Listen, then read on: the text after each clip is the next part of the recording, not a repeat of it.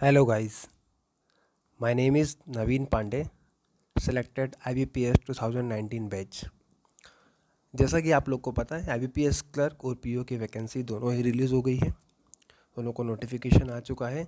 तो सबसे पहले बात करता हूँ मैं IBPS क्लर्क के बारे में। इस वीडियो में आपको IBPS क्लर्क के बारे में सब कुछ बताऊँगा कि इस एग्ज़ाम का पैटर्न क्या होता है, पोस्टिंग कहाँ और कैसे मिलती है और सैलरी क्या है इसके अंदर।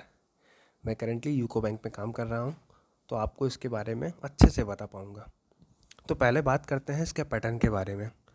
तो इसका जो पैटर्न है ये बेसिकली दो फेज से गुजरता है। पहला होता है प्रीलिम्स, दूसरा होता है आपका मेंस। ये तो आपको जनरली पता है।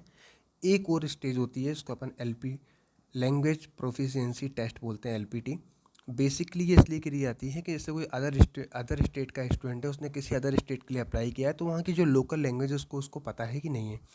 तो मेरे ख्याल से ये कुछ विशेष एग्ज़ाम नहीं है, ये तो ठीक है, ऑलमोस्ट सभी क्लियर कर लेते हैं इसको। तो बात करते हैं प्रीलिम्स और मेंस की। प्रीलिम्स में आपको सब पता है, मैथ्स, इंग्लिश और रीजनिंग 3 सेक्शन होते हैं। Maths 35, reasoning 35 and English 30। इस प्रकार से अपना प्रीलिम्स होता है। उसी प्रकार से आपका मेंस एग्ज़ाम होता है। मेंस एग्ज़ाम 200 नंबर का होता है आपका, ठीक है। और उसके बाद आपका एलपीटी होगा। एलपीटी के टाइम पे आपका डॉक्यूमेंट वेरिफिकेशन होगा और आपको आपके स्टेट के अंदर पोस्टिंग दे दी जाएगी। अब स्टेट में बेसिकली क्या होता है, आईपीएस क्लर्क का रूल था पहले कि बेसिकली क्लरिकल स्टाफ को जो है वो 100 किलोमीटर की रेडियस के अंदर पोस्टिंग दी जाती थी।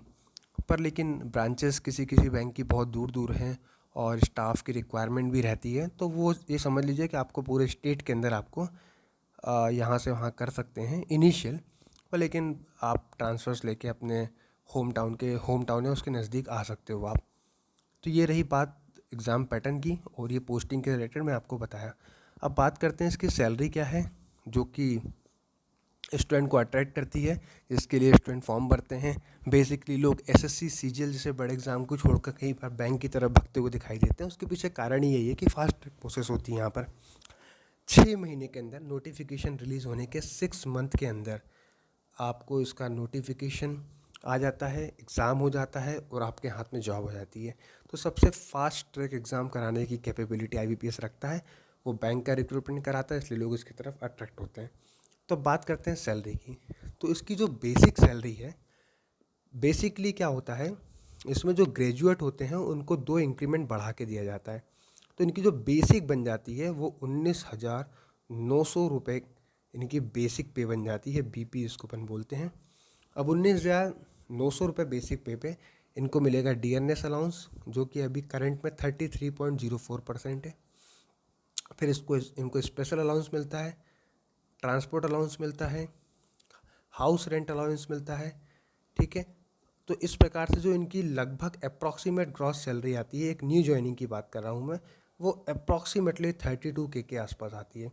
इसमें एनपीएस का डिडक्शन होता है 10%, और वो एनपीएस कैसे कटता है, आपका बेसिक पे और डियरनेस अलाउंस दोनों का मिला के 10% वो लोग आपका एनपीएस में जमा करते हैं, और आपके अमाउंट का 114% बैंक भी कंट्रीब्यूट करता है, जो आपके एनपीएस फंड में जाता है। तो ग्रॉस सैलरी 32K के अबाउट होती है। सैलरी काफ़ी अच्छी है।